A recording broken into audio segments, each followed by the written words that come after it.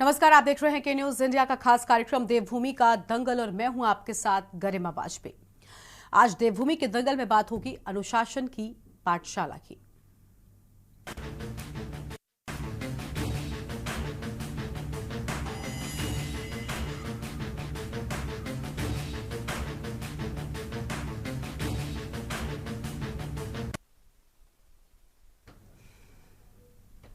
उत्तराखंड भाजपा में नेताओं की गुटबाजी खुलकर सामने आने लगी है। भाजपा नेताओं की बयानबाजी से पार्टी के शीर्ष नेता काफी नाराज है। इसको देखते हुए भाजपा ने गुटबाजी फैला रहे पूर्व मंत्री और 2 विधायकों समेत 5 नेताओं को तलब कर उन्हें गुटबाजी से दूर रहने की हिदायत दे दी है। सभी नेताओं को अनुशासन में रहकर अपनी जिम्मेदारियों का पालन करने को कहा गया है।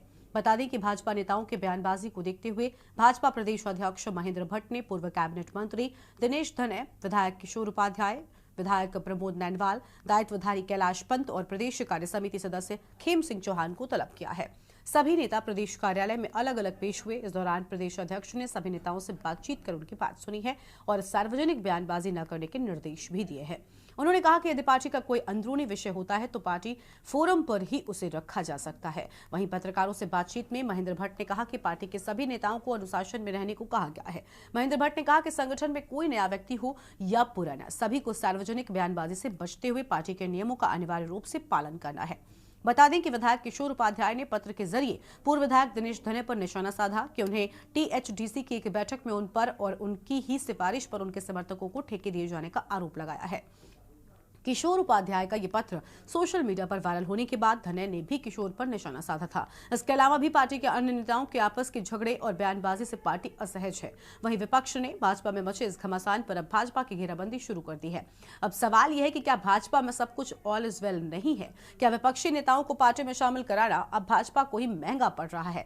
आज इसी मुद्दे पर होगी विस्तार से बातचीत, लेकिन उससे पहले एक नजर आज की इस खास रिपोर्ट पर डालिए।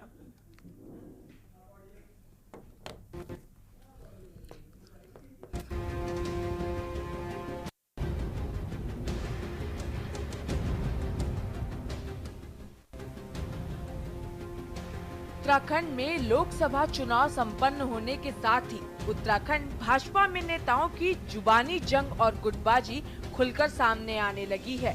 आलम यह है कि पार्टी के 5 नेताओं की खुलकर नाराजगी सामने आई है, जिसके बाद भाजपा ने गुटबाजी फैला रहे पूर्व मंत्री और 2 विधायकों समेत 5 नेताओं को तलब कर उन्हें गुटबाजी से दूर रहने की हिदायत दी है।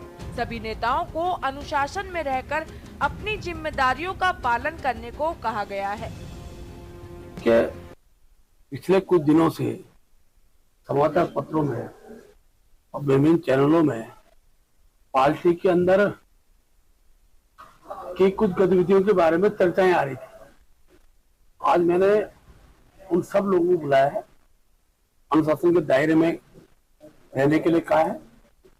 कोई विषय होता, हमारा प्लेटफॉर्म होता, पार्टी का हर कार्यकर्ता अपनी बात वहां तक पहुंचानी है। सार्वजनिक बयानबाजी किसी भी रूप में किसी भी कार्यकर्ता की, चाहे वो पुराना हो चाहे नया हो, इस प्रकार की बयानबाजियों पर रोक लगे, ऐसा हमने उनको बकायदा निर्देशित भी किया है। और ये मैसेज सबके लिए है। आज अगर हमने अपने प्रमुख लोगों से बातचीत किया, हाँ, उनको भी लगा कि विषय उस रूप में नहीं, जिस रूप में इसका मीडिया में चला दिया गया है। भारतीय जनता पार्टी लगातार जो है चालू चरित्र चेहरे और अनुशासन की बड़ी बड़ी बातें करती है, लेकिन अभी देखने में आया कि जिस तरीके से भाजपा के विधायक ही जो है अनुशासनहीनता कर रहे हैं, उनके पूर्व मंत्री हैं, उनके दर्जाधारी मंत्री हैं, वो भी लगातार अनुशासनहीनता पे उतरे हुए हैं। भाजपा के प्रदेश अध्यक्ष ने जो है अनुशासनहीनता के नाम पर जो है सभी को जवाब तलब भी किया, लेकिन कोई कार्रवाई नहीं हुई, केवल जो है हिदायत देके छोड़ दिया गया। इससे पहले भी जब प्रेमचंद अग्रवाल जी ऋषिकेश में मारकूट करते हुए सरेआम नजर आए थे, गाली गलौज करते हुए नजर आए थे, तब भी जो है अनुशासन के दावे किए गए थे, तब भी जो है उनका जवाब तलब हुआ था, लेकिन कोई कार्रवाई देखने में जो है सामने नहीं आई। प्रदेश की जनता बड़ी निराश हुई थी और आज भी जो है कार्रवाई की उम्मीद है प्रदेश की जनता को। और कुंवर प्रणव सिंह चैंपियन नहीं, आप देखिए ना, ये अनुशासन में रहने की क्यों हिदायतें दी जा रही है। इनके जो पार्टी में जो डिक्टेटरशिप चल रही है ना, ये केंद्र से लेकर राज्यों में भी दिख रही है, और जिसके कारण इसकी अफरा तफरी में जितना भी जो कार्यकर्ता है, चाहे वो विधायक भी क्यों ना हो, वो भी इधर उधर भाग रहा है। वो इसी वजह से वो अनर्गल अपने बयानबाजी दे रहा है और वो सच बयान दे रहा है। जिसको कि डिक्टेटरशिप के कारण वो दबाना चाहते हैं। और ये भाजपा की बहुत गलत नीति है कि जो सच की बात है वो सच की बात तो कहीं ना कहीं उठनी चाहिए, चाहे वो किसी भी दल में हो। लेकिन यदि आप इस तरीके से किसी की आवाज़ को दबाने की कोशिश करोगे तो प्रजातंत्र कहीं ना कहीं कमजोर होता है। आपको बता दें कि उत्तराखंड भाजपा में ये कोई नया विवाद नहीं है।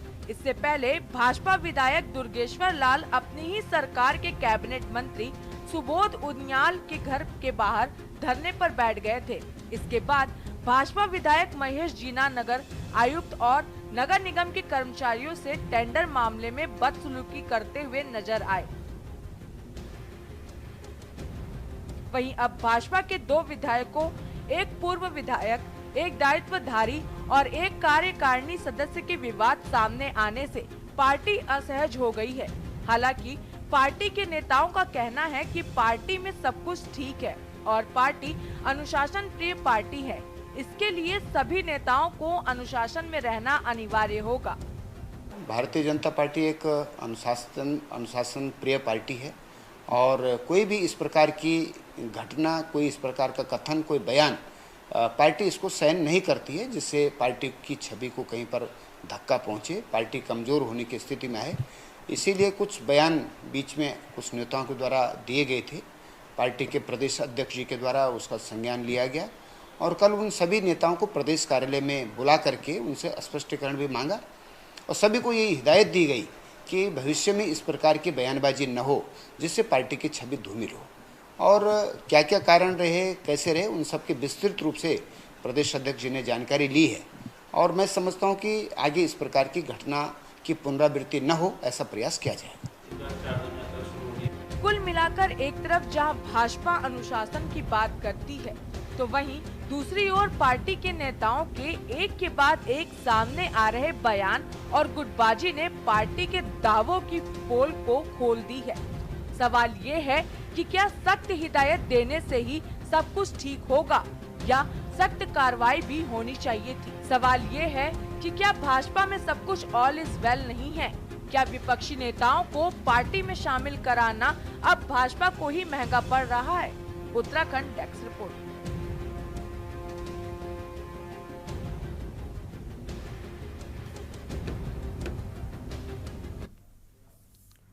और देवभूमि के दंगल में आज इसी मुद्दे पर विस्तार से करेंगे बातचीत। खास मेहमानों का पैनल हमारे साथ में जुड़ चुका है। सबसे पहले इनसे आपका परिचय कराते हैं। अमरेंद्र बिष्ट जी हमारे साथ में है, नेता कांग्रेस पार्टी की ओर से। पीछे थपलियाल साहब जुड़ चुके हैं, वरिष्ठ नेता हैं यूकेजी की ओर से। अरुण शर्मा जी हमारे साथ में हैं, वरिष्ठ पत्रकार हैं। सभी मेहमानों का बहुत बहुत स्वागत आज की हमारी चर्चा में। बीजेपी से हमारे साथ में अभी थोड़ी ही देर में हमारे प्रवक्ता जुड़ेंगे, मैं शुरुआत उन्हीं के साथ में करना चाहती थी, लेकिन कांग्रेस पार्टी से कर लेते हैं। अमरेंद्र जी, सबसे पहले स्वागत आपका। और बड़ी बात यह कि देखिए, अब तक गुटबाजी, अंतरकलह, इन सारे शब्दों का इस्तेमाल उत्तराखंड में कांग्रेस पार्टी के लिए होता आया है, क्योंकि बीजेपी बड़ी अलर्ट रहती है। हम कह लें, एक तो सत्ता में भी है और अलर्ट भी रहते हैं कि उनका एक भी मौका विपक्ष को ना जाने पाए, और यहां पर भी उनकी अलर्टनेस दिखी। लेकिन हालांकि इस बार गच्चा खा गए और जो गुटबाजी थी, जो विवाद था, वो बाहर आ गया है। क्या लग रहा है? आप कह रहे हैं कि भाई विपक्षी सब मिलकर ये भी कह रहे हैं कि अब तो इनको महंगा पड़ रहा है, जिन नेताओं को इन्होंने अपनी पार्टी के साथ जोड़ा वो इन्हीं के लिए भारी हो गया।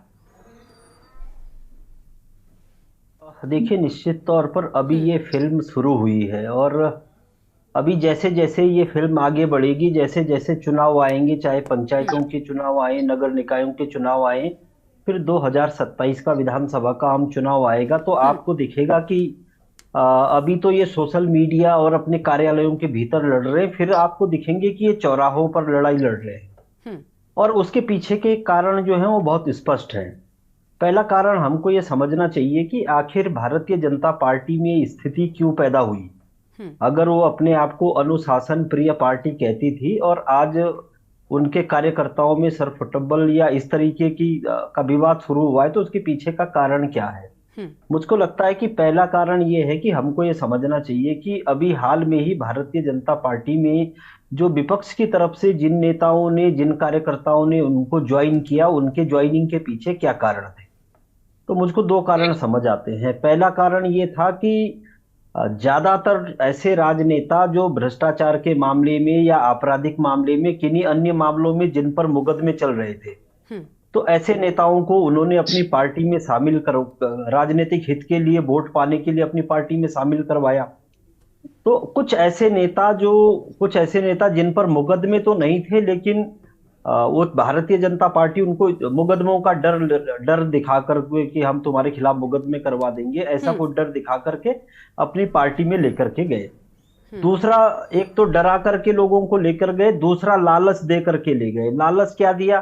किसी को कह दिया कि जो विधायक है उनके, मान लिया जाए राजेंद्र भंडारी हैं, उनको भी ये कहकर ये लालच के साथ लेकर गए कि एक तो उनके पत्नी के खिलाफ तो मुकदमे थे ही, उसके अलावा उनको ये भी लालच दिया कि तुमको फिर से विधायक बनवाएंगे और मंत्री बना देंगे। कुछ लोगों को विधायक का लालच दिया, कुछ लोगों को निकायों में अध्यक्ष और सदस्य वार्ड पार्षद बनाने का लालच दिया, कुछ को पंचायतों का लालच दिया, कुछ को 2027 में टिकट, लेकिन विधानसभा अमरेंद्र जी का देखिए, टिकट यहाँ देने पर का एक लालच सवाल ये दिया। भी है ना कि ठीक है, अगर वो लालच दे रहे हैं तो आप अपनी पार्टी के लोगों को संभाल क्यों नहीं पा रहे हैं?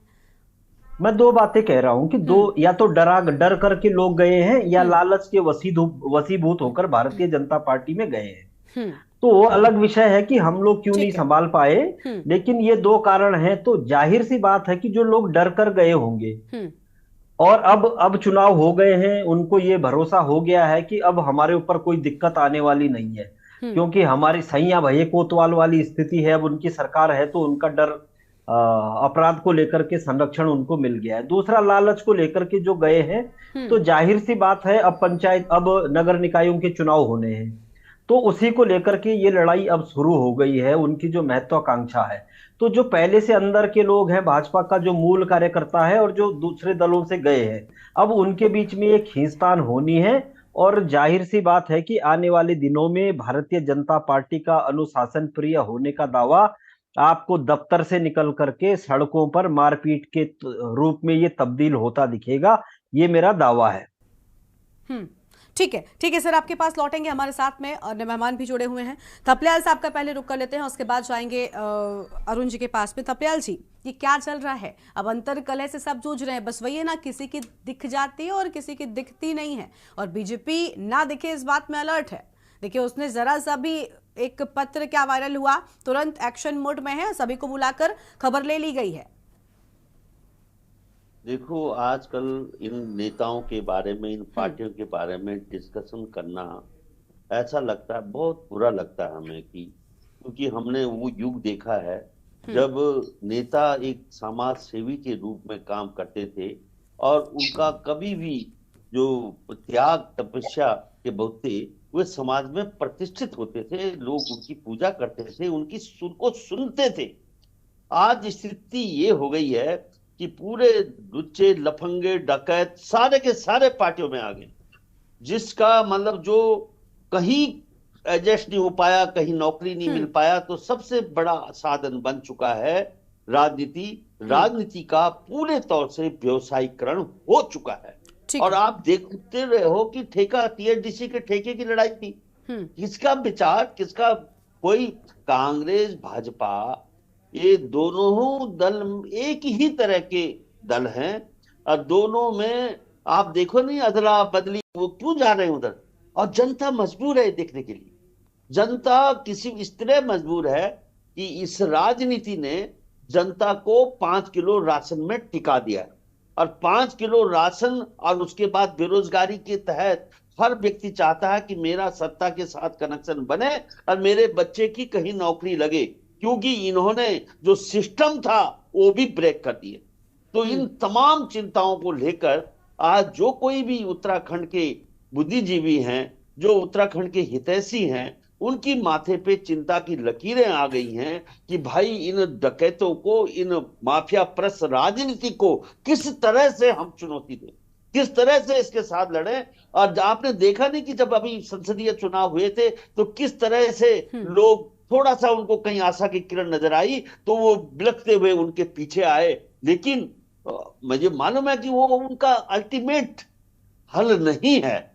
अल्टीमेट हल तो व्यवस्था परिवर्तन से है, और वो होना अभी समय लगेगा उस व्यवस्था परिवर्तन में। और इस तरह की जो समाज जो जूझ रहा है, इसको लगातार जूझते रहना है, क्योंकि अभी हम देख रहे हैं कि किस तरह से जो हमारे सुप्रीमो हैं जो इस तरह से लड़ रहे हैं, किस तरह की भाषा यूज कर रहे हैं, पार्टी के जो कर्णधार हैं उसी तरह के उनके शिष्य, उसी तरह के लोग यहाँ पे आ गए हैं। और मध्य प्रदेश में तो मुख्यमंत्री ने सीधा सीधा बोला कि फोकट अनाज खाने की तुम्हें आदत पड़ गई। देखिए आप, मतलब क्या हो रहा है। इंसानियत इस देश में खत्म होती हुई नजर आ रही है, और नेताओं का जो स्वभाव है वो किस तरह से दिख रहा है हमें। आप सारी दुनिया देख रही है, पूरा उत्तराखंड देख रहा है कि किस तरह से पूरी जमात इधर से उधर भाग रही है। उधर किस तरह से हरक सिंह को देखिए आप, हरक सिंह कहता है कि साहब मैं मुंह खोल दूंगा तो तुम्हारा, इसका मतलब मैं सोचता रहा हूं, मैं बहुत चिंतित हूं। ये मुख्यमंत्री कहता है मैं पूर्व सैनिक का बेटा हूं, त्रिवेंद्र रावत भी बोलता है मैं पूर्व सैनिक का बेटा हूं, और हरक सिंह भी बोलता है मैं पूर्व सैनिक का बेटा हूं। तो पूर्व सैनिकों ने ऐसी नालायक औलादें पैदा कर दी है जो खुला चुनौती नहीं दे रहे हैं कि हरक सिंह बोल, कौन है वो कल्पित जो तुम खोलना चाहते हो, जिनको तुम नंगा करना चाहते हो। अब तब कितना अच्छा होता, तब हम सोचते ये राजनीति हमारी जनहितैषी राजनीति है। आज जो जितने यहाँ पे आ रखे हैं, हम लोग किसी न किसी का बचाव करने के आ रखे हैं, हम जनता के हित की बात करने नहीं आए हैं। ठीक है, देखिए अभी आपने एक बहुत अहम बात कही थपलियाल साहब की, देखिए जनता को इन्होंने राशन के लालच में रखा है। अभी कांग्रेस पार्टी के प्रवक्ता थे, वो कह रहे थे कि भाई जो लोग इनके साथ जुड़ रहे हैं वो भी लालच में जा रहे हैं या तो डर के मारे जा रहे हैं, जनता को भी लालच में रखा है। तो लालच में सब कुछ हो रहा है, विपक्ष क्या कर रहा है? विपक्ष का काम यही तो होता है, यानी विपक्ष कमजोर हो रहा है। मैं तो आपको भी विपक्ष में गिनती हूँ। अगर यूकेडी की ओर से उत्तराखंड में विपक्ष को एक्टिव होना चाहिए, क्यों आखिर कांग्रेस और यूकेडी या बाकी के जो दल हैं जो एक्टिव हैं, जो राजनीतिक जमीन तलाश रहे हैं, क्यों आखिर पूरी तरीके से काम नहीं कर पा रहे हैं? इनको भी अपना काम करना चाहिए ना। सत्ता पक्ष के तो साम दाम दंड भेद से काम करेंगे ना, गलत सही कौन कहता है में रखेंगे। हाँ। और अगर हरिद्वार का चुनाव देखेंगे कि किस तरह से हरक सिंह ने हरीश रावत अपने बेटे को, वो हरीश रावत जिसको वही जो ब्लैक मेलर ने बोला था, किस तरह से एक्सपोज कर दिया था, वो सब चुनाव मैदान में है मैडम।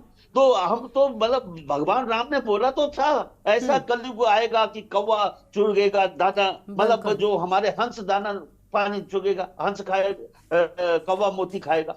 तो कौवे मोती खा रहे हैं, हम लोग बिल्कुल इस साइड में रखे जा रहे हैं, क्योंकि इन धाराओं के बीच में कैसे खड़े हों, ये सवाल आज जनता के आगे है। ठीक है सर, ठीक है थपलियाल साहब, लौटेंगे आपके पास। अब नवीन पिरशाली साहब जुड़ चुके हैं, इनकी भी प्रतिक्रिया जान लेते हैं। प्रदेश प्रवक्ता हैं भारतीय जनता पार्टी की ओर से। नवीन जी, बहुत स्वागत आपका के न्यूज इंडिया पर। नवीन जी, गुटबाजी को लेकर माफ कीजिएगा, कांग्रेस पार्टी या बाकी के दलों को आप लोगों की ओर से खूब कहा गया है, बड़ा हमला बोला जाता रहा है कांग्रेस पार्टी पर, क्योंकि कई बार इनकी गुटबाजी, इनकी अंतर्कलह सामने आ जाती थी, जिस पर मजे लिए हैं दूसरे दलों ने, ये हमने देखा है। लेकिन अब जब वही हाल बीजेपी का हो रहा है तो बीजेपी डर भी रही है, और कहीं ना कहीं बीजेपी को यहाँ पर विपक्षी ये भी कह रहे हैं कि बीजेपी को नए लोगों को शामिल कराना, दूसरे दलों के जो डरा धमका कर आप लाए हैं, वो अब आप ही को महंगा पड़ रहा है। नहीं, बिल्कुल भी ऐसा नहीं है। आप देख सकते हैं भारतीय जनता पार्टी निस्संदेह एक संगठन प्रधान पार्टी है, अनुशासन प्रधान पार्टी है, कार्यकर्ता प्रधान पार्टी है और सबसे बड़ी पार्टी है। तो अगर संगठनों में कभी कोई चीजें मनमुटाव वाली देखी जाती हैं, तो उसमें आप देख सकते हैं कि भारतीय जनता पार्टी के संगठन की कार्य पद्धति और कांग्रेस के संगठन की कार्य पद्धति अलग है। जब कहीं बिखराव की बात आती है तो यहाँ पर संगठन तुरंत संज्ञान लेता है और उस पर मनन करता है और उनके बयानों का विश्लेषण करके, उनके स्पष्टीकरण का विश्लेषण करके निर्णय लेता है। जैसे कि अभी आपने देखा होगा, माननीय प्रदेश अध्यक्ष जी ने कुछ लोगों को तलब किया था और उनको बताया कि किस प्रकार से काम होना चाहिए, किस प्रकार से बातें पार्टी फोरम पर आनी चाहिए, और पार्टी फोरम की बातें पार्टी फोरम पर होनी चाहिए, पब्लिक फोरम की बातें पब्लिक फोरम पर होनी चाहिए। तो अनुशासन का डंडा भारतीय जनता पार्टी में होता है, लेकिन दुर्भाग्य से अन्य दलों में नहीं होता है, इसलिए वो छिड़काव ज्यादा हो जाता है। अभी मैं बात कर रहा था कि मैं सुन रहा था कांग्रेस के माननीय प्रवक्ता को भी और थपलियाल जी को भी, और मुझे लग रहा है कि थपलियाल जी विदेशों का भ्रमण कर रहे हैं और बात उत्तराखंड की अभी हो रही है। तो मैं ये कहना चाह रहा हूँ, वो कह रहे हैं कि एक गाना भी उन्होंने गाया था, हंस चुगेगा दाना दुनका, कौवा मोती खाएगा। लेकिन दुर्भाग्य से विपक्ष में सब बगुले हैं। अगर हंस होते तो शायद ये नहीं होता, सहयोग होता। सहयोग उनसे कभी नहीं मिला, हमेशा बगुले की भांति, बगुले की प्रवृत्ति में वो रहे, इसलिए उनका पतन हो रहा है, ह्रास हो रहा है। लेकिन मैं फिर भी ये कहना चाहता हूं कि उत्तराखंड हमारा है, हम सबको मिलकर इसको बनाना है। सत्ता में जरूर भारतीय जनता पार्टी की सरकार है और भारतीय जनता पार्टी की सरकार निस्संदेह जनहित की सरकार है और उत्तराखंड के लिए विकास के लिए लगातार काम कर रही है। लेकिन विपक्ष एक सकारात्मक भूमिका इसमें निभाए तो ज्यादा बेहतर होता है। अगर नकारात्मक भूमिका पर आए तो जनता फिर उसका फैसला करती है। जिस प्रकार से यहाँ पर बिल्कुल नकार दिया गया विपक्ष को, वो उसकी एक परिणति है।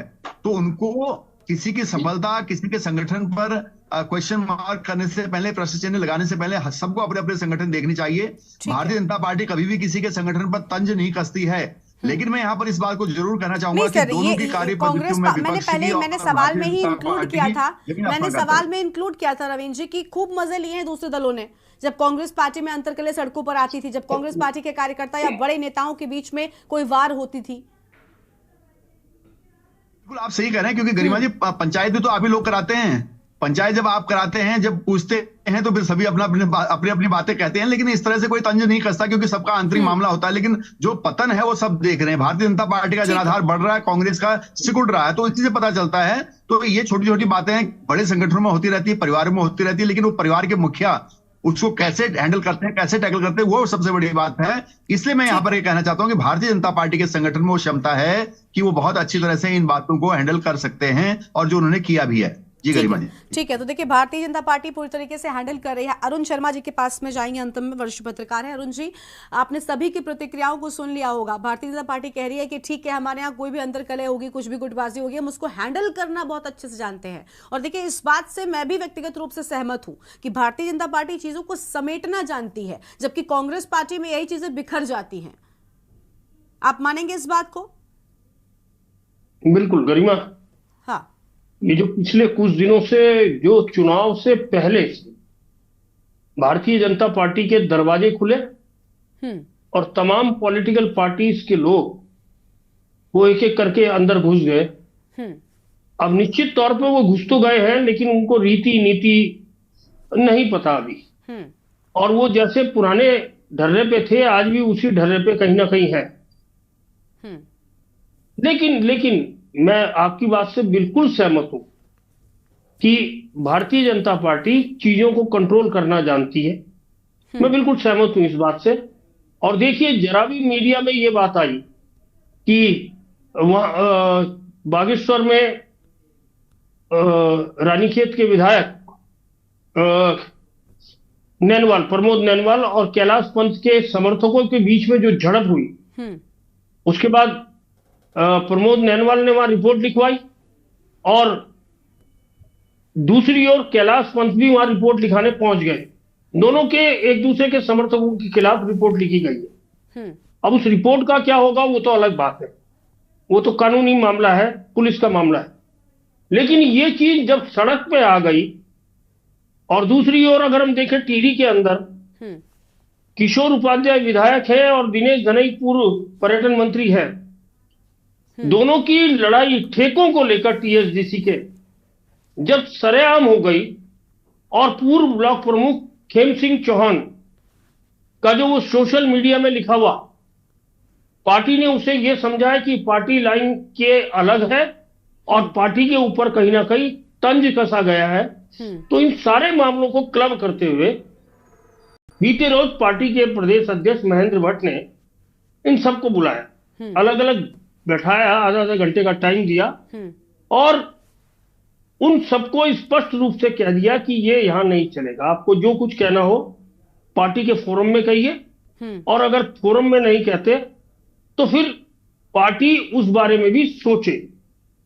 क्योंकि अब देखिए, सबसे बड़ी चीज ये है कि लोकसभा चुनाव तो निपट गया, अब आने वाले दिनों में स्थानीय निकाय चुनाव होंगे। जिस तरह सरकार ने उच्च न्यायालय में अपना हलफनामा दिया है कि वो जून में कार्यकाल खत्म होने से पहले, जो प्रशासकों का कार्यकाल है 2 जून को खत्म होना है, 2 जून से पहले चुनाव करा लेंगे और उसी के जो आरक्षण की व्यवस्था है वो भी निपटा लेंगे। तो ऐसा माना जा रहा है कि ये सारी जंग उन चुनाव को लेकर है, क्योंकि दिनेश धनई नगर पालिका अध्यक्ष बनना चाहते हैं और किशोर उपाध्याय अपने आदमी को टिकट दिलाना चाहते हैं। यानी गुटबाजी है, इस बात से तो पूरी तरीके से सहमत है आप, क्योंकि नवीन जी तो इनकार कर रहे हैं कि ऐसा नहीं है। तो सामने दिख रहा है। और केवल ये नहीं है, पार्टी के अंदर देखिए और भी गुट है, महामंत्री का गुट अलग है, अध्यक्ष का गुट अलग है, और भी है। लेकिन वही चीजें हैं कि ये सब बातें पर्दे में रह जाती हैं भारतीय जनता पार्टी के अंदर, लेकिन कांग्रेस में रायता बिखर जाता है, वो सड़कों तक आ जाता है मामला। हाँ, ठीक है। निश्चित तौर पर अनुशासन का चाबुक वहां कड़ा चलता है। बिल्कुल। और देखिए भारतीय जनता पार्टी उसमें ठीक नजर आती है, कहीं ना कहीं वो अपने कार्यकर्ताओं को, अपने नेताओं को जानती है कि किस तरीके से अनुशासन में रखना है। और अब वही लड़ाई जो है वो जब सामने आ गई है तब भी वो जानते हैं कि किस तरीके से चीजों को ठीक करना है। ठीक है, एक छोटे से ब्रेक के लिए आप रुक रहे हैं, ब्रेक के बाद हमारी ये चर्चा जारी रहेगी। आप देख रहे हैं के न्यूज, खबरों का सारथी।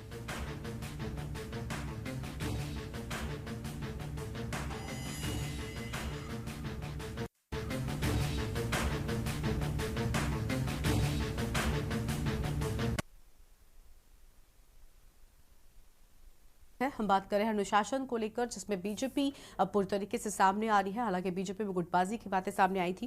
खास मेहमान हमारे साथ में लगातार बने हुए नवीन प्रशाली साहब हैं, प्रदेश प्रवक्ता बीजेपी की ओर से, अमरिंदर बिश्री हैं, थपलाल साहब हैं, अरुण शर्मा जी भी लगातार बने हुए। चर्चा को वापस से शुरू करते हैं। थपलाल साहब, आखिरकार ये चीज स्वीकार की जा रही है कि नहीं गुटबाजी है, और नवीन जी भी कह रहे हैं कि ठीक है, अगर है तो हम उन चीजों को सही कर रहे हैं और ये अच्छी बात है। लेकिन आपको नहीं लगता कि कहीं ना कहीं नैतिकता जो है वो कम होती जा रही है?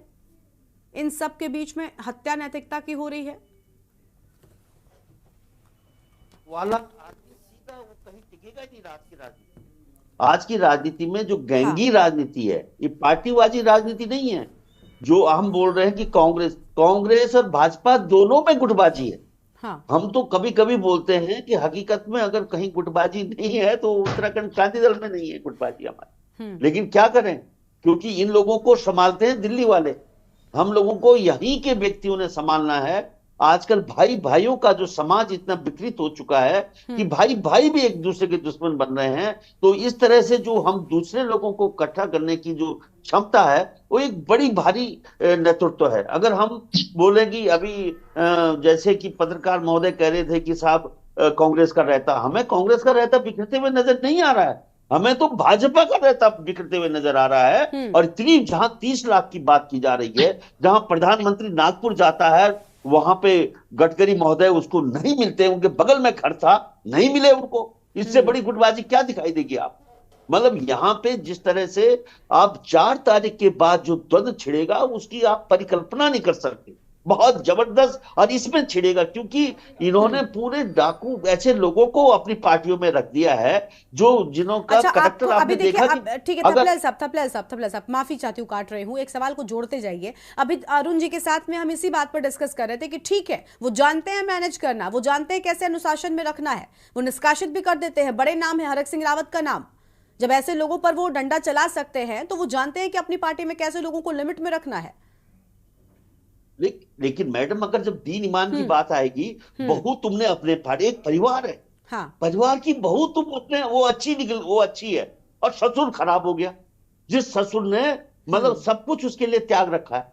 तो आप ही देखिए कि इस स्थिति में ससुर को जो बाहर रखा गया है, इन लोगों को जनता की शर्म ही नहीं रह गई मैडम, मजबूर हो गए। जिस तरह से मतलब ये लोग परमानेंट प्लेयर हो चुके हैं राजनीति के, और नए लोगों की अब एंट्री असंभव सी हो गई है। क्योंकि आप जहां कहीं भी रास्ता दिखता है, आपने अभी संसदीय चुनाव में बॉबी पवार के जो उसको जन समर्थन मिला, ये यूं ही नहीं मिला। इसको हम जो लोग जो अभी भाजपा प्रवक्ता ने हमें बगुला कहा, हम सचमुच बगुले की तरह देख रहे हैं कि किस तरह से ये जो धारा है हमारे बॉबी पवार का, हम बहुत प्लानिंग के रूप में इसमें खैम चाह रहे हैं, जिससे कि माफिया प्रस्त राजनीति को अंकुश लगाया जाए।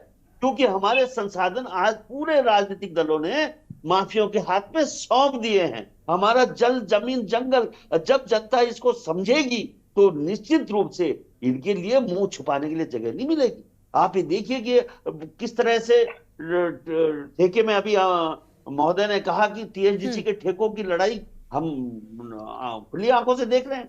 30 लाख का लेन देन, बताइए, हम खुली आंखों से देख रहे हैं। हम जो गृह राज्य मंत्री है, उसके बेटे का गाड़ी लखीमपुर में उसकी गाड़ी किसानों को कुचलना, खुली तौर से देख रहे हैं। ठीक है हम अंकिता का वीआईपी का नहीं बताना खुली तौर से ठीक देख है। रहे आप कांग्रेस पार्टी से तो जानते हैं, आप कांग्रेस पार्टी से ही जान लेते हैं। अमरेंद्र जी, क्या लग रहा है, कांग्रेस पार्टी के सुधार पर नजर आई? क्योंकि थपलियाल साहब कह रहे हैं कि नहीं, कांग्रेस पार्टी का तो फिलहाल नजर नहीं आता, लेकिन हमने देखा है, हम उनकी इस बात से मैं खुद सहमत नहीं हूं, मैंने देखा है कई बार हमने इन मुद्दों पर चर्चा भी बैठकर की है। कई सारे आपकी पार्टी के प्रवक्ता हमारे साथ में बैठे जिन्होंने इस बात को स्वीकार किया कि हाँ, अंतरकलह के चलते कांग्रेस पार्टी आगे नहीं बढ़ पा रही थी। वो विधानसभा चुनाव से पहले का दौर था। करीमा, दोनों बातें अलग हैं। पहली बात, कांग्रेस के भीतर जिन मुद्दों को लेकर के अलग अलग राय होती है वो एक अलग विषय है, लेकिन यहाँ विषय क्या है भारतीय जनता पार्टी में? हाल के जो विषय हैं जिनको लेकर के आप और हम चर्चा कर रहे हैं, वो गुटबाजी तो एक अलग विषय है। आप देखेंगे कि कह कौन क्या रहा है। तो सबसे पहले इसकी जो शुरुआत की थी वो टिहरी से इसकी शुरुआत हुई थी। खेम सिंह चौहान जी ने शुरुआत की थी, और खेम सिंह चौहान भारतीय जनता पार्टी, कोई कांग्रेस से तो गए नहीं, वो तो भारतीय जनता पार्टी के पुराने कार्यकर्ता हैं। उनको 2007 में भारतीय जनता पार्टी ने विधानसभा का टिकट दिया है, वो ब्लॉक प्रमुख रह चुके हैं।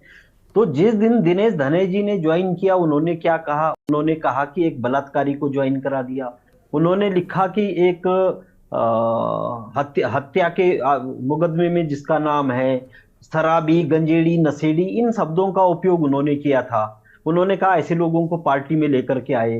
तो ये तो भारतीय जनता पार्टी की बात है। ये जो कैलाश पंत हैं, जिनको लेकर के उनकी पार्टी के विधायक ये कह रहे हैं कि मंत्री बनाने के लेन देन में वो 20 या 30 लाख रुपए उनसे ले चुके हैं, या टिहरी में जो किशोर उपाध्याय जिस बात को कह रहे हैं वो ठेकों को लेकर के कह रहे हैं। तो दरअसल भारतीय जनता पार्टी के भीतर का जो असली चरित्र है, वो चाहे विचारधारा से इतर, चाहे वो ठेकेदारी को लेकर के हो, चाहे वो दलाली को लेकर के हो, चाहे वो उस भाषा का मैं उपयोग भी नहीं करना चाहता दोबारा जिसको खेम सिंह चौहान जी ने कहा, वो उन पर। तो दरअसल अब ये अंदर एक संघर्ष हो गया है। संघर्ष न केवल कुर्सी का संघर्ष है, बल्कि जो पैसे को, जो धन को हड़पने का संघर्ष है, वो चाहे ठेकेदारी के जरिए चाहे दलाली के जरिए।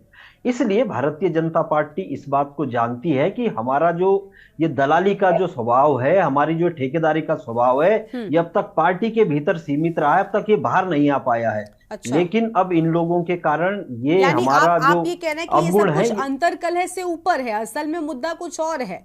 अब बस वो खुलकर सामने आ रहा है तो दिक्कत वहां पर हो रही है।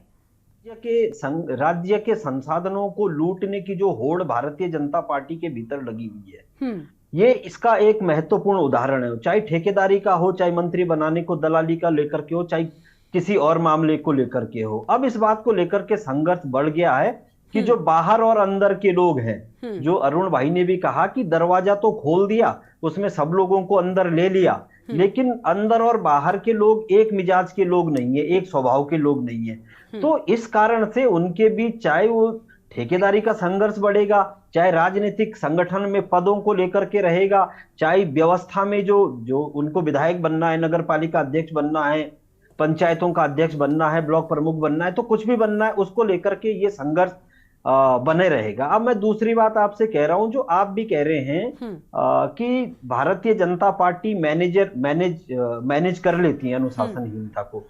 बिल्कुल, मैं आपसे 100% इस बात को लेकर के सहमत हूं कि जिस स्तर की वहां पर अनुशासनहीनता है, वो अनुशासनहीनता बाहर आ ही नहीं पाती, वो अंदर ही अंदर मैनेज कर लेते हैं। क्योंकि भारतीय जनता पार्टी राजनीतिक दल की बजाय एक मैनेजमेंट की एक बड़ी पार्टी है। वो हर तरीके का मैनेजमेंट वो जानती है। उनके आप देखेंगे तो प्रधानमंत्री जी देश को चलाने से ज्यादा समय जो है अपनी पार्टी को चलाने पर अपना समय देते हैं। तो ठीक उसी तरीके से यहाँ सभी मैनेजर लोग हैं, इनको पता है कि भ्रष्टाचार को कैसे मैनेज करना है। जो भ्रष्टाचार का जो मैसेज बाहर जा रहा है, तो उसको अनुशासन का नाम दे करके उसको कैसे मैनेज करना है। तो मैं बहुत दिल से इस बात को स्वीकार कर रहा हूं कि जो भी खामियां हैं ये उनको मैनेज करते हैं। और हमारी पार्टी का जहां तक मामला है, हमारे यहाँ वैचारिक बातें आती है। हम किसी को आपस में लुच्चा लफंगा नहीं कहते, हम आपस में बलात्कारी नहीं कहते, हम किसी को आपस में ठेकेदारी की हमारी कोई लड़ाई नहीं है, हमारी किसी को एक दूसरे से मंत्री बनाने को लेकर के कोई दलाली की लड़ाई नहीं है। तो जाहिर सी बात है कि ठेकों में ठेकेदारी और दलाली के इस धंधे में ये उलझेंगे तो इनको मैनेज तो करना ही पड़ेगा। ठीक है, ठीक है, अब बीजेपी से ही जान लेते हैं। नवीन जी, मैनेज आप बहुत अच्छे से करते हैं। अमरेंद्र जी कह रहे हैं कि राजनीतिक दल से अच्छे ज्यादा तो ये मैनेजर है। और देखिए, इवेंट चाहे हो, कोई भी चीज बीजेपी करती है, उसको किस तरीके से इवेंट का रूप देना है, वो सब बीजेपी बहुत अच्छा करती है। इस बात से मैं खुद भी सहमत हूँ। और देखिए, आपके जो विपक्षी दल है कांग्रेस पार्टी से, वो भी कह रहे हैं कि नहीं, ये बिल्कुल ठीक बात है।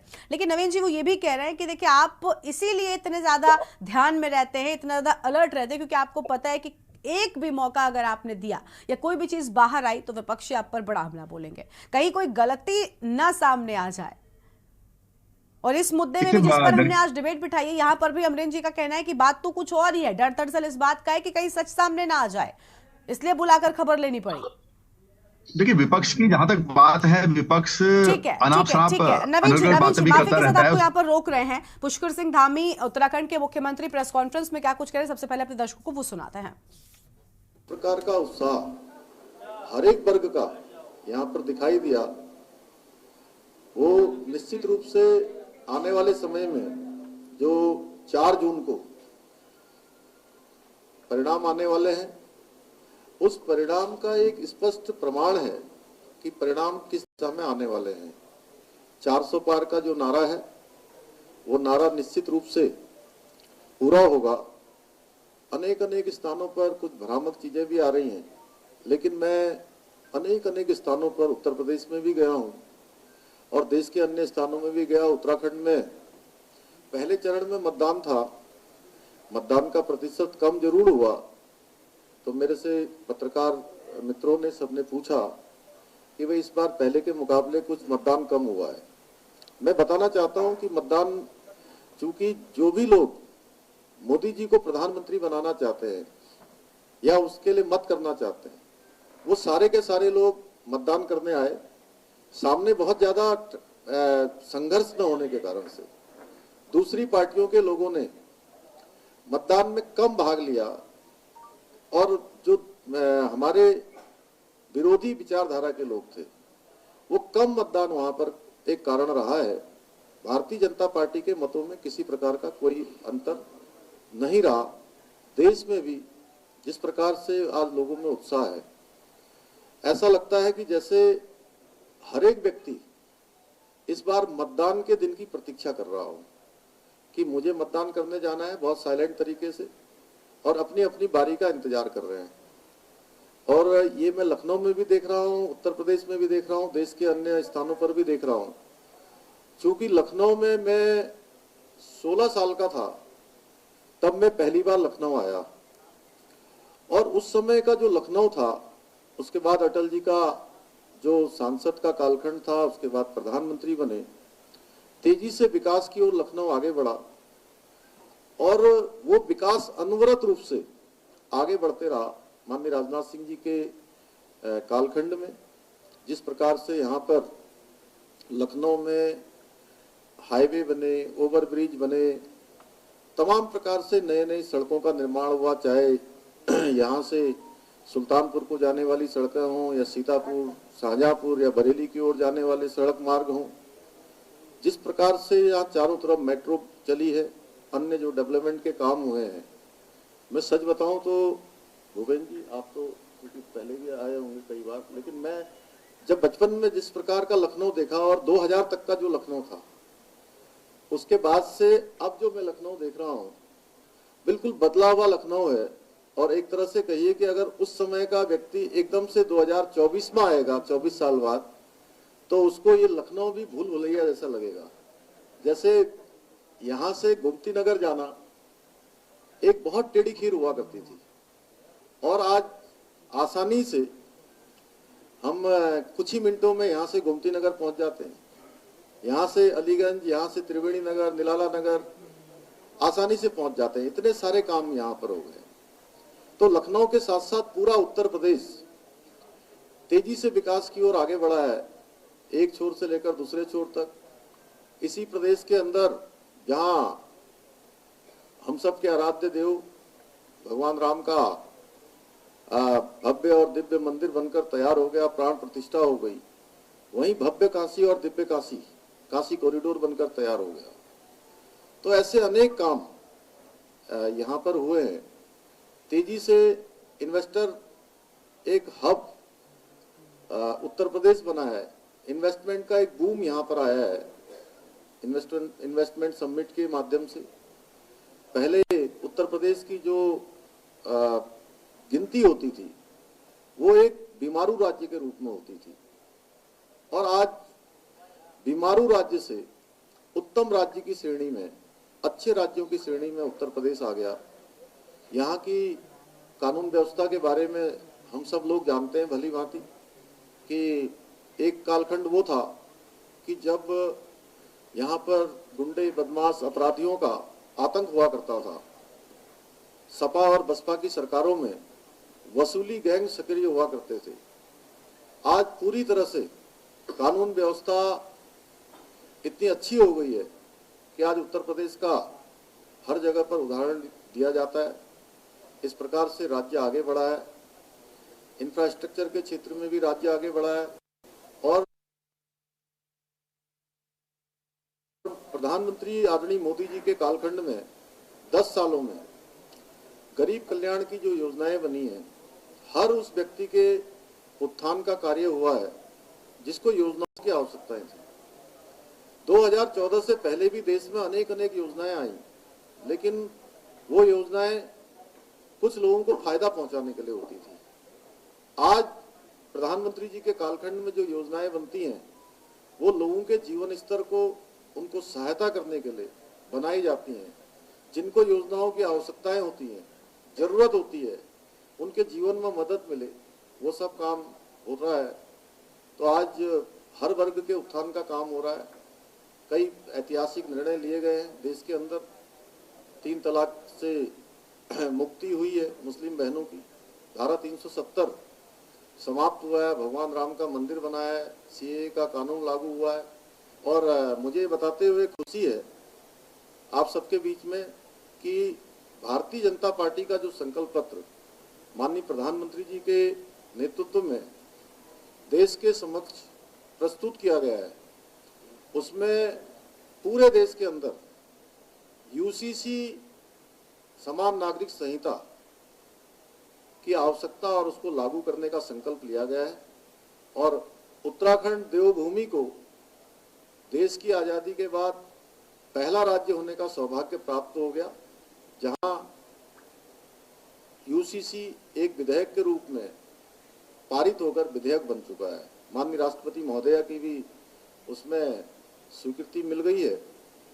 तो एक तरफ आज जहां आदरणीय प्रधानमंत्री जी के नेतृत्व में पूरे देश को परिवार मानकर काम किया जा रहा है, देश में समान नागरिक संहिता को लाने का संकल्प लिया जा रहा है, देश के अंदर एक चुनाव की बात हो रही है पूरे समय में, वहीं दूसरी तरफ ऐसे लोग हैं जो केवल अपने परिवारों से बाहर नहीं निकल पा रहे हैं। परिवारवादी दल हैं, भ्रष्टाचार में लिप्त दल हैं, भ्रष्टाचार को जनने वाले दल हैं, तुष्टीकरण करने वाले दल हैं, और आज भी वो तुष्टीकरण की बात कर रहे हैं। और समय समय पर जनता को सामने उनके सारे हथकंडे जब फेल हो गए हैं तो तमाम प्रकार से भ्रामक प्रचार कर रहे हैं कि 400 पार हो जाएंगे तो देश का संविधान बदल जाएगा, देश से आरक्षण व्यवस्था समाप्त हो जाएगी। मैं कहना चाहता हूं कि मोदी जी आरक्षण के बहुत बड़े पैरोकार हैं, बहुत बड़े समर्थक हैं, और आज भी भारतीय जनता पार्टी और एनडीए की पूरी मेजॉरिटी है जब देश में गरीब कल्याण के लिए, पिछड़ों के लिए, अनुसूचित के लिए, जनजाति के लिए जो काम इस कालखंड में हुए हैं, देश की आज़ादी के बाद कभी नहीं हुए हैं। इसका उदाहरण है कि देश के राष्ट्रपति के रूप में आदरणीय कोविंद जी का कार्यकाल पूरा हुआ और आदिवासी बहुल इलाके में पैदा हुई आज पूरे देश को गौरवान्वित करने का काम राष्ट्रपति द्रौपदी मुर्मू जी कर रही हैं।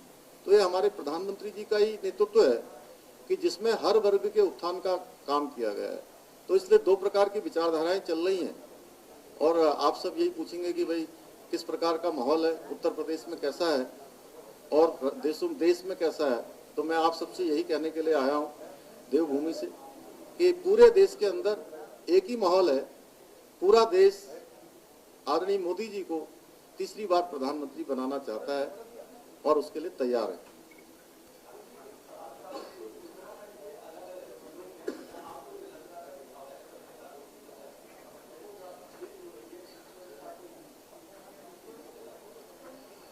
देखिए, अवैध जो अतिक्रमण है उसके लिए तो हमने सेपरेट काम किया है। उसके लिए हमने अतिक्रमण हटाओ अभियान चालू किया था और आप सबको बताऊं कि वो अतिक्रमण हटाने का हमारा अभियान चला जिसमें हमने वो लैंड जिहाद था और लैंड जिहाद के तहत बहुत बड़ा अवैध अतिक्रमण था, अवैध कब्जे थे, उसमें 5000 एकड़ से भी ज्यादा जमीन हमने मुक्त कराई है। लेकिन यूसीसी हमारी पार्टी का जनसंघ के जमाने से ये देश के सामने एक संकल्प था कि, और बाबा साहब डॉक्टर भीमराव अंबेडकर जी जब संविधान बना रहे थे तो उस समय भी इस पर बहुत बहस हुई, लेकिन उस समय ये प्रावधान नहीं हुआ कि यूसीसी लागू हो, कुछ बहस होने के कारण से। लेकिन संविधान के अनुच्छेद 44 में इसका प्रावधान किया गया और उत्तराखंड विधानसभा के तो उत्तराखंड के मुख्यमंत्री पुष्कर सिंह धामी को आप सुन रहे थे, जिनकी ओर से अहम बातें कही जाई थी। अपनी चर्चा में वापस जाते हैं। हमारे साथ में नवीन जी कुछ कह रहे थे। नवीन जी, आपकी बात को रोका था, मैंने अपनी बात पूरी कीजिए। देश को अपने पैरों के तले से खिसकती हुई जमीन दिखाई नहीं दे रही है और भारतीय जनता पार्टी के बरगद के पेड़ों के पत्ते हिल रहे हैं तो बोल रहे हैं कि हवा से क्यों हिल रहे हैं। तो मेरा कहने का मतलब यह है कि जहां तक संगठनों का सवाल है तो हर एक दल को अपने अपने हिसाब से अपने संगठन को संभालना चाहिए। और जब बहुत लंबी कार्यकर्ताओं की लिस्ट होती है, सूची होती है, तो कोई भी आज तक ऐसा मात्रक किसी भी पार्टी के लिए नहीं बना कि वो आने से पहले ही सबको पूरी तरह से जांच ले एक कि व्यक्ति का स्वभाव कैसे है, वो क्या कहेगा, कैसा कहेगा। समय आने पर हर एक व्यक्ति अपनी अपनी बातें रखता है और किस फोरम पर बात रख रहा है ये बहुत महत्वपूर्ण होती है। और जब पार्टी फोरम से बात बाहर जाती है तो उसका संगठन संज्ञान लेता है, संगठन फिर उसको ठीक करता है। यही हमारी पार्टी करती है और यही कारण है कि हमारा अनुशासन बना रहता है। हमारे जो शीर्ष नेतृत्व है वो अपने अनुशासन के हिसाब से, अपने प्रक्रिया के हिसाब से सबको समझा बुझाकर एक प्लेटफॉर्म पर लाने की कोशिश करते हैं, जो विपक्षी दलों में नहीं हो पाता, इसलिए बिखराव ज्यादा है।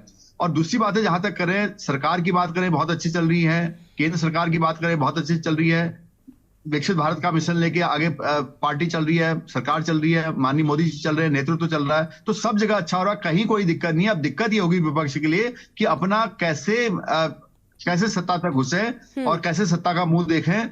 और वो बेरोजगारी जो लंबी हो गई है वो विपक्ष को सता रहा है। और मैं ये कहना चाहता हूं कि ये बेरोजगारी भी बहुत लंबी रहेगी, क्योंकि जनता चाहती है इस देश का विकास, जनता चाहती है इस प्रदेश का विकास, इसलिए भारतीय जनता पार्टी का साथ दे रहे हैं। इसलिए देवतुल्य जनता का आशीर्वाद हमेशा भारतीय जनता पार्टी के साथ रह रहा है। अरुण शर्मा जी के पास में जाएंगे। अरुण जी, क्या लग रहा है, कौन सही कौन गलत? क्योंकि सब अपना अपना पक्ष रख रहे हो, बहुत स्वाभाविक सी बात है कि वो अपनी गलती नहीं बताएंगे, वो अपनी नहीं बताएंगे।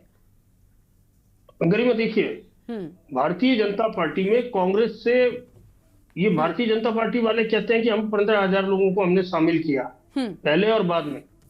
उन 15 में से ये तो आप मान लीजिए कि कम से कम 13,000 कांग्रेस के कार्यकर्ता है और नेता है। तो निश्चित तौर पर भाजपा के अंदर भी एक पावर ग्रुप बन गया जो कांग्रेस के लोगों का है। अब वो जब इस तरह की चीजें आएंगी, जब चुनाव आएंगे और चीजें आएंगी, या जब ये होगा कि दायित्व बटेंगे, तो वो कहीं ना कहीं एक पावर बनाएंगे, एक दबाव बनाएंगे पार्टी के अंदर अपने लोगों को टिकट दिलाने के लिए, अपनों को टिकट देने के लिए, या अपने आप को या अपने समर्थकों को दायित्व दिलाने के लिए। तो ये गुट बन गया। अब वो अलग बात है कि भाजपा इसको किस तरह हैंडल करती है, वो अलग विषय है। लेकिन ये तो आप मानेंगे कि इतने लोग जहां एक साथ इकट्ठे हो जाएं और जहां पहले वो एक साथ रहे, सॉरी, ठीक है, तो वो एक गुट तो है ही। अब वो दबाव बनाएंगे तो निश्चित तौर पर कहीं ना कहीं वो दबाव में भाजपा भी आएगी। और बहुत सारे लोगों को तो ये कुछ ना कुछ कह के लाए होंगे अपनी पार्टी में। ऐसा तो है नहीं कि वैसे ही सब चले आए। राजेंद्र भंडारी भी आ गए, दिनेश घने भी आ गए, बिल्कुल। यानी जो वादे किए हैं, अगर जैसा कि बाकी के लोग कह रहे हैं लालच दिया है, तो वो लालच भी तो पूरा करना पड़ेगा ना। अब वो कैसे मैनेज करना है, वो भी एक बड़ी चुनौती हो जाएगी। तो देखिए, यही वजह है कि कहीं ना कहीं जो गुटबाजी है फिर वो ऐसे दलों में भी देखने को मिलती है। खैर, आप सभी का बहुत बहुत शुक्रिया हमारे साथ चर्चा में आने के लिए, अपनी बात रखने के लिए। तो गुटबाजी से दूर रहने की हिदायत बीजेपी ने अपने कार्यकर्ताओं, अपने नेताओं को दे दी है। लेकिन बड़ी बात यह कि बीजेपी जो बहुत ज्यादा अलर्ट रहती है, वहां पर उस दल में आखिर ये चीजें सामने कैसे आई। देवभूमि के दंगल में आज इतना ही। आप देखते रहिए के न्यूज़ इंडिया।